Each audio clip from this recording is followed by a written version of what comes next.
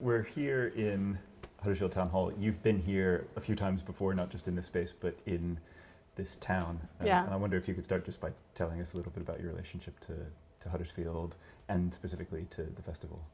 Well, I think I've been coming here since 2000. In 2010, I was here as composer in residence for the festival, so I was here for the whole time. And it was sunny every day. It was beautiful. And we had lots of different concerts. We did Chroma, also in the town hall, which is another spatial piece. It's shorter, but it's also where the audience is moving through the space and behind, and back scenes are back of the stage and in the galleries and in the balconies. And I got to know the town hall very intimately then. For me, coming back to Huddersfield is a bit like coming home in a way, because I often see many people with whom I might have studied or who I haven't seen for ages, and it's sort of a melting pot where people from all over the world suddenly sort of descend on the town, and you just be walking down the street and you'll see the most unlikely person there. It's an extraordinary atmosphere and it's wonderful. Yeah. I want to ask you a little bit about this piece, yes, specifically. So we'll hear the UK premiere tonight.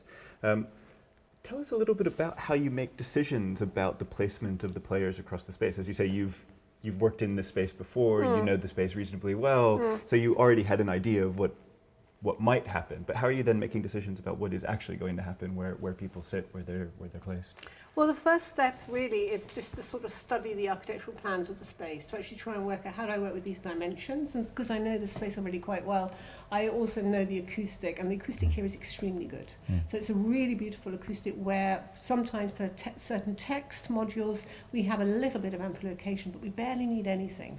And it does mean that such a good acoustic means that if you have an ensemble playing on 2 floors right at the top in the gallery, or somebody playing at the back of the stage, you really feel a diagonal between them, so you can really stretch the space. The piece is about actually marking out the extremes of the space, marking out the architectural contours of the space, and the music then engages with the acoustic as well as with the physical space itself. So it's very much about the modules also connecting with each other. So the way in which I place the modules is I'm aware, the pieces are divided pretty much into 6 different parts. And at some points it's extremely dense. So it's just a matter of how diffuse will it become, how concentrated, how focused will it become. So at one point everybody's on the stage, at other points the whole space is used on 3 different floors. So it's about exploring the different kinds of density and different kinds of perceptual situations that you can create for the audience. Sometimes you hear everything, and sometimes your ear has to focus in on maybe just 1 or 2 of the threads, what's going on, just to hang on to it. It's always changing, it's always diffuse, really. One of the things that jumps out at me, having heard a bit of the rehearsal and also other pieces of yours that I've experienced that have this kind of spatialized element, our tendency is to talk about space in this kind of abstract way, but in those pieces of yours, it's really about place, right? It's a very particular place. The site-specific element is important, and I'm curious about where that comes from, where that interest in your work in general comes from. Well, obviously at the beginning I didn't really know why I was going in this direction, but the more I've reflected on that and the more I've developed working with the space, and the projects have got bigger and bigger and sometimes much more complex, it's the physicality of the listening experience becomes all the more emphasized, I think, through working spatially. As composers, we always think, of course, spatially. We don't just hear this dry thing in our head. Music doesn't live until it is moving and is being carried through space. And the physicality of the listening experience, I think, is much more acute when you're aware of density and nearness.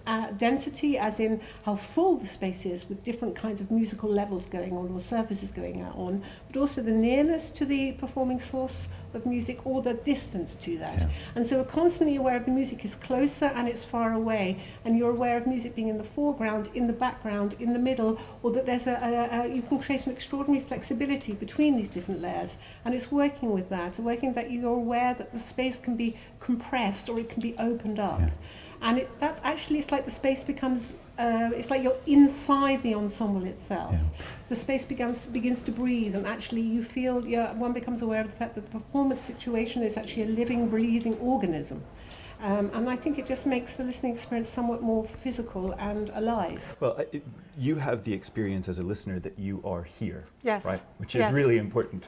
Yes. And I want to take that and actually kind of flip it on its head a little bit. So that's a very important part of your work. But there's also this element which is about elsewhere, right? Which is about a kind of distancing or kind of other.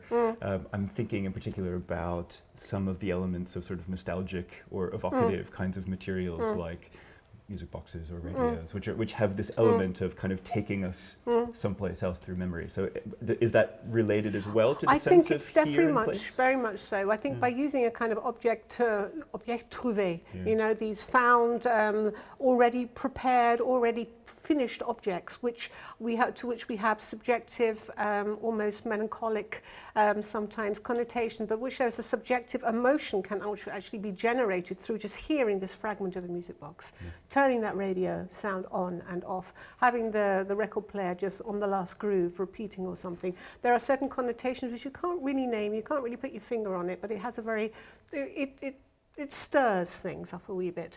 But I think there's something to do with just using these musical objects, with these prepared objects, actually also creates sometimes more distance. So I'm very much, I'm very interested in setting up enormous contrasts, as big extreme contrasts as possible within the musical textures.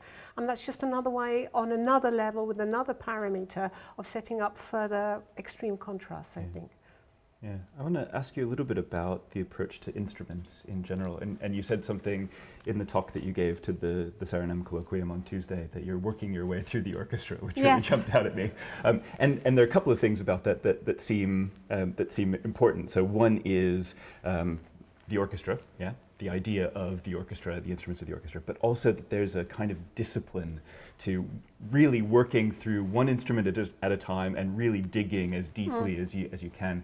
So I wonder if you could tell us a little bit about the process of collaboration with players and developing a sound world that's your sound world on each of these instruments. I mean, it's just, I find it so incredibly fascinating, and I'm just so incredibly grateful also for having these long-term professional relationships with musicians where we come together again and again and explore certain facets of the instrument, acoustical properties of the instrument, certain sounds which really fascinate me, and dig into them. How are they made? How far can they go? How loud? How quiet? How high? How low?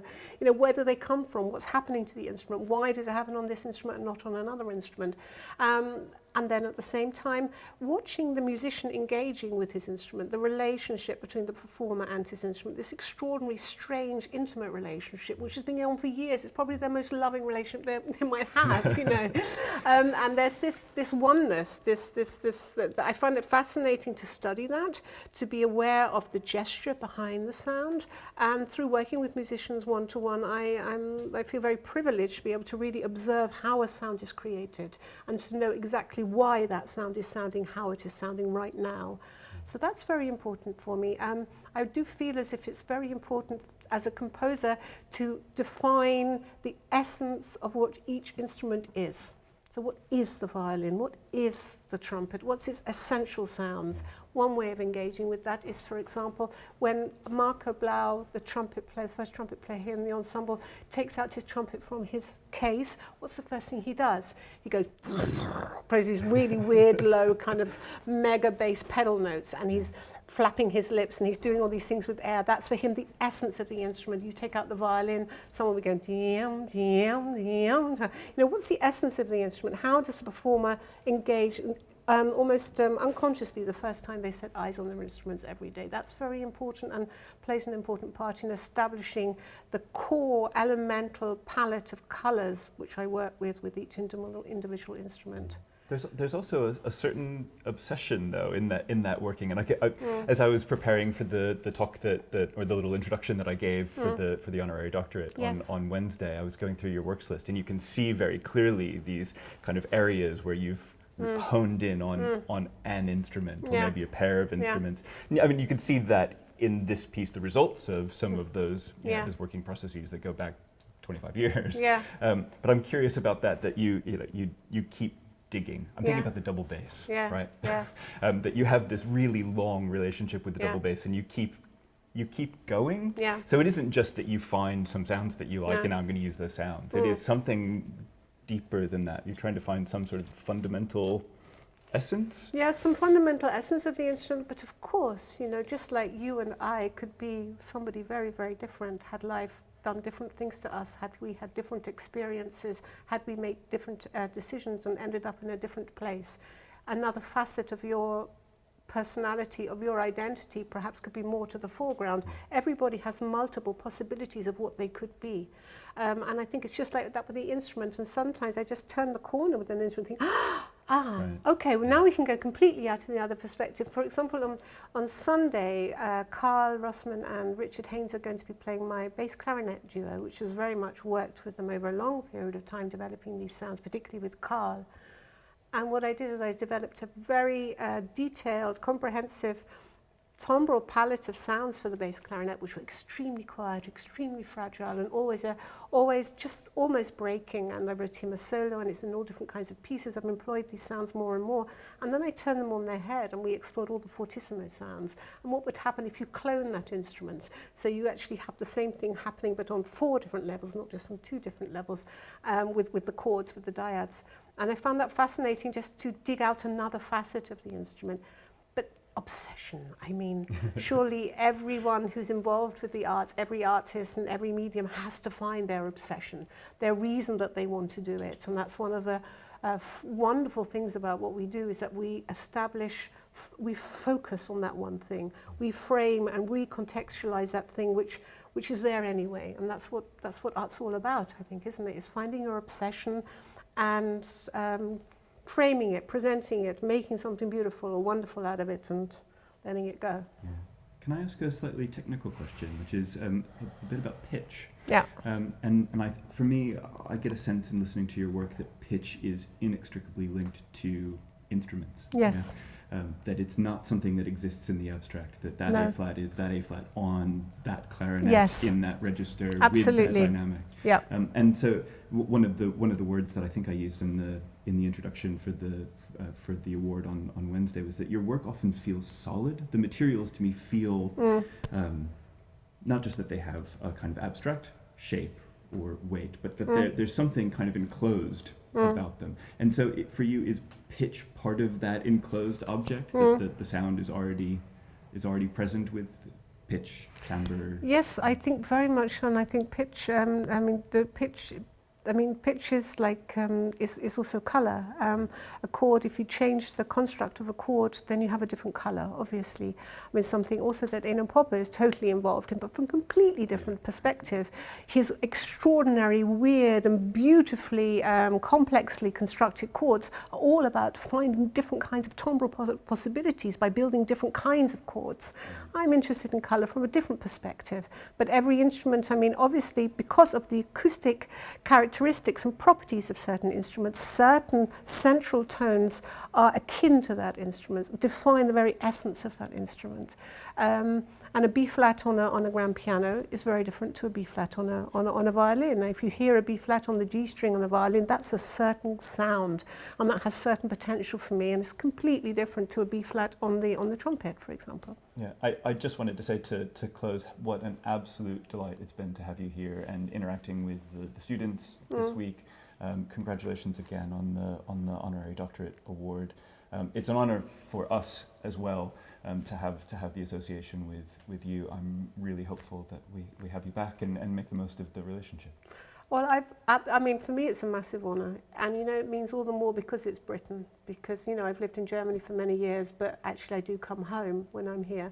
And it really means a lot to me. And so I think it's fantastic. It made me very happy. Wonderful. Thank Rebecca Saunders, you. thanks very much. Thank you. The University of Huddersfield, inspiring tomorrow's professionals.